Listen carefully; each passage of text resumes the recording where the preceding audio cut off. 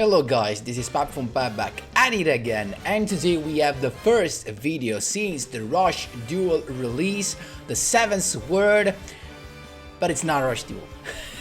So, I mean, you could have imagined since we had very little speed duel support, but one of the most important cards among those released was Monarch. So, yeah. We are with Monarch here, and I can't be that happy to bring you this updated version. But before jumping right into it, guys, just a quick reminder: if you enjoy the content, please leave a like and subscribe. I really appreciate it, and it really helps me a lot. Let's jump right into it. So, here with my boy Silvio Savarati, and we basically have a couple of updates. I'm playing one less EDAS, one more EDA because I have it basically, but the setup is almost the same. So we're playing the Monarchs STORMFORTH, and right here it's like playing 4 of them because this is searchable with the tenacity, right? And then the setup of the Monarchs is always the same: double Caius, double Erebus, and double Ryza. Why? Because we're playing again Simurgh of Darkness. I still think this is one of the best options to have because this does not only count as a negation of a spell trap card, but also as basically like the Treeborn Frog that comes back each time you tribute summon, thus providing you an additional tribute material for your next tribute summon. That's why I love it.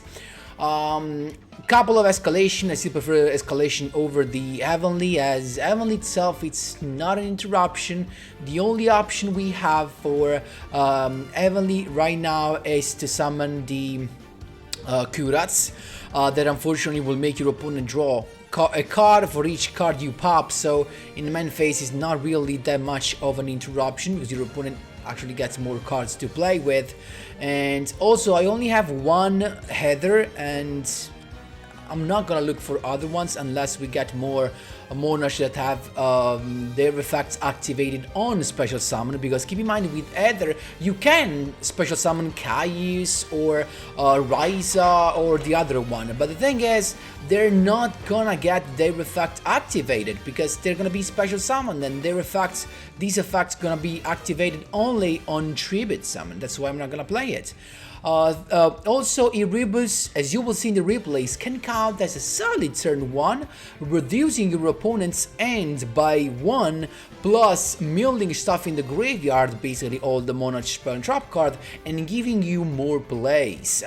2 of Adas is fine, not 3, just because you really do not want to see Adas in your starting end. You really want to see Edea actually, because Edea's effect special summon the Adas from the deck, so that's why. A couple were chilling. To be honest, I don't have 3 of escalation, but I wouldn't play 3 anyway, as you know, if you have tons of this but no other stuff, you really can't do that much. I prefer to search it, to be honest. The best Monarchs are of course Ryza and Caius, and with the Simurgh of Darkness they just have insane synergy because they're dark and wind, so they trigger the effect of Simurgh that comes back each time. The deck gets even more, it's like he has an additional interruption. We didn't make that many steps forward in terms of consistency, as really the Monarch STORMFORTH does not add anything in terms of consistency to this deck. You know, we're still gonna break. I mean, if you draw your double Caius and double Ryza, you're still gonna be able to do nothing, but still this deck, when it works, and it works enough times, you know, but when it does, it's almost unstoppable now that you have this, because during your opponent's turn, having a Monarch STORMFORTH with the playset, that basically it's unstoppable. Why? Because even if your opponent goes with Cosmic Cyclone on this, you can just activate it and choose when to do your tribute summon, so you're chilling because the effect actually is for the whole turn. these won't be stopped by a Forbidden Lens, because the effect of the Monarch STORMFORTH does not target a monster your opponent controls, but actually it affects you as a player. So it affects you as a player, that makes you tribute a monster your opponent controls. So unstoppable card that makes Monarch have basically 2 interruptions, because of course you're gonna get the tribute of your opponent's monster plus the effect of the Monarch that you summon, and the interruption can become 3 if you have of course Seamorg alongside. So really nice, honestly. I really love it. Enjoy the replays because they're a lot of fun. You're gonna see some crazy turn 1 with a Rebus milling the cards we need to draw and stuff. Really love the play style of this. No extra deck, but if I might suggest you something, I will just go with Linkuriboh, to be honest, just in case your opponent stop the effects of wait, let me write Linkuriboh. There you go. Just to use it for Idia, just in case, you know, they stop it with, I don't know, the Forbidden Chalice. It happened to me, that's why. So, Linkuriboh, you can play basically any Link stuff you want. Also, to be honest, it can just be a generic Link extra deck, as if you have a couple of Monarchs, especially a Rebus on the field, you wanna get into the graveyard so that you can actually recycle it with its own effect. So that's actually a good thing to do. So you can play an extra deck, basically the stuff that you have, does not matter. Very generic, like you could go with the Phoenix, with the Nightmare, basically one, these 2 of course. We were saying Linkuriboh, of course, why not? We have the Talker as well, and I guess probably nothing else right here. Filter, Link, popular cards. Is there something else we might play? To Worm, Galatea, we don't care. Oh, the Brute Enforcer, why not? Security Dragon, why not? But I mean, you can't use them, and you have tons of sums actually, so you can actually enjoy this, to be honest. And guys, that's it. Stick here for the replays because they're really nice. Let's jump right into them. Here we go, my boys. First replay with a 3-win streak right here. These are all replays from the King of Games rank. Of course, keep in mind the deck list on the side. I put the extra deck, but I actually didn't have it, as you can see right here. Because I didn't use it, never, but it might be useful, you know. So here we have kind of a good hand, because of course we had the Pantheism, we have a couple of Tenacity, so we're chilling. We already have the Monarch STORMFORTH, but really we just needed basically him to get us a Prime Monarch, so that we could discard with the second Pantheism. So now with the Prime Monarch plus the STORMFORTH, we're chilling because we can just tribute summon during our opponent's turn. That's it. Actually, no, we need the escalation, of course, just joking.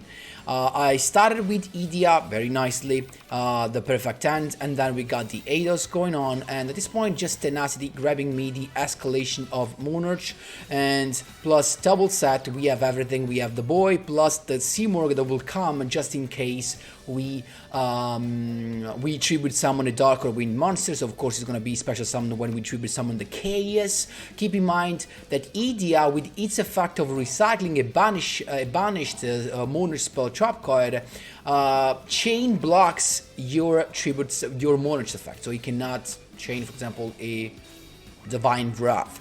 So we got Apprentice Illusion Magician to begin with. This is a Dark Magician deck, and it's got Circle, so he basically has everything. But I'm waiting because I want him to target my Monarch STORMFORTH. So instead he went for the Eidos, pretty nice, that's fine.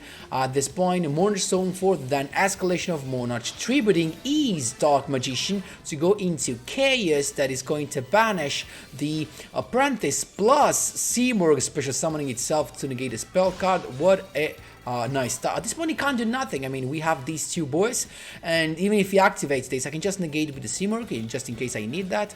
So Pantheism to get me another card. He just decided to leave me another escalation of Monarchs. That's fine. I'm just gonna set the Prime. I'm gonna go all in, but at this point, it's got the Book of Moon. No point in using the effect of Simurgh because I have no monster to tribute summons, unfortunately. So he's got Dark Magical Circle again, another Dark Magician ready to banish another of my cards, and he went for the my Idia. Actually, I went with the Prime Monarch to draw an extra card because I wanted to draw a Monarch. Unfortunately, I didn't draw it, I wasn't that lucky. Still, he's got the Dark Magic attack to pop everything. That was actually nice, but still he attacked that. I don't know why, wrong choice, even though we have the idea. I mean, even if he attacked this, of course, keep in mind, he would have come back as soon as I summoned Rise Up, so really. Eidos Rider's effect to have the additional tribute summon. There you go, Risa to target the Dark Magician, basically. Chain blocking with Idia. I don't care about the back row because I can just negate it with Simurgh. That's how you do it, my boys. There you go. Second duel, interrupting a 4-win streak against Toon Invitation. Toons are not gonna have a good time against this, as we have Erebus that does not target and shuffles into the deck, so Toon Kingdom is not gonna live that longer, you know what I mean?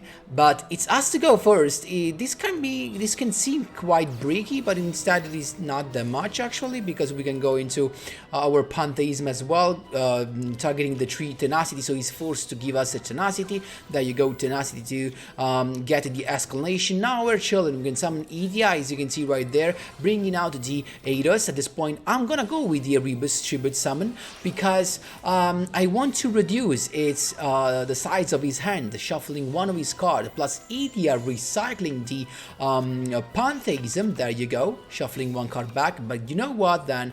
Eidos to get back the Idia on the field, Prime Monarch to basically set on the field other two tributes to go with Erebus. I know I can summon Erebus just by tributing this, but I wanted to keep both my Erebus on the field, that's why. So I went with a couple of Sat, the Monarch for the escalation. There's really nothing he could do. Look at this, he had not that bad hand because he started with the Toon Word, then he went with the Bookmark, but he didn't search for the field spell, he went for the Kamic hand. He went for the Kamic hand, he stole my Erebus, but it's not that much of a trouble, you know? Then he summoned the 2 Dark Magician, but before he activates the effect, he can just go Escalation, chaining the Monarch STORMFORTH, because of course the chain resolves backward, then tributing my Erebus to summon another one into the effects of Erebus to send the Dark Magician back into the deck, plus chaining the effect of Idia to recycle another Pantheism back to my hand. So there you go, sending a couple right there, and he just could, because there was nothing he could do, my boys. There you go. Interrupting an 11 win streak, my boys. That was huge.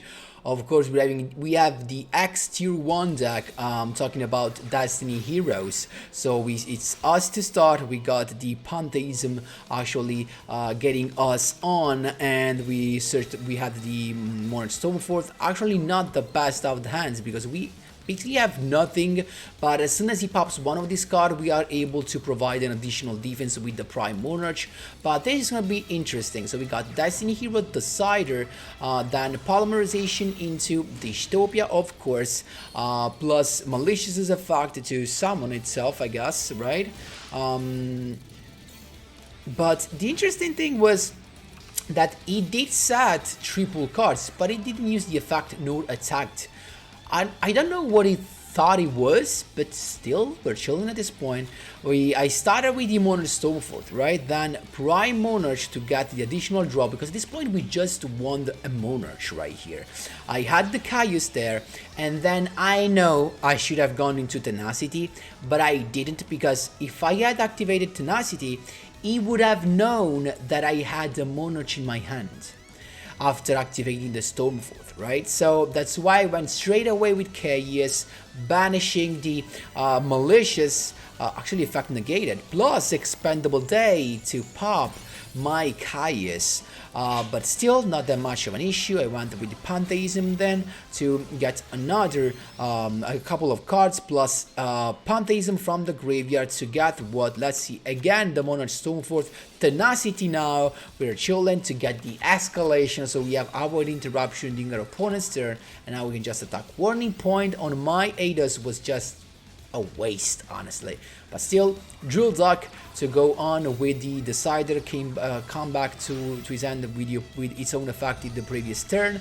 Wonder Driver, but I'm not gonna make him recycle stuff, so escalation plus the Monarchs STORMFORTH. Look at that, tributing the Wonder Driver, going for Ryza's effect on Malicious in order to make it on top of the deck. Then he went of course with the skill too, but that was a very nice move to make him break even more. End phase, Prime Monarch summoning itself, actually letting me draw another card that was Inidia. Not the best thing to be honest, but still.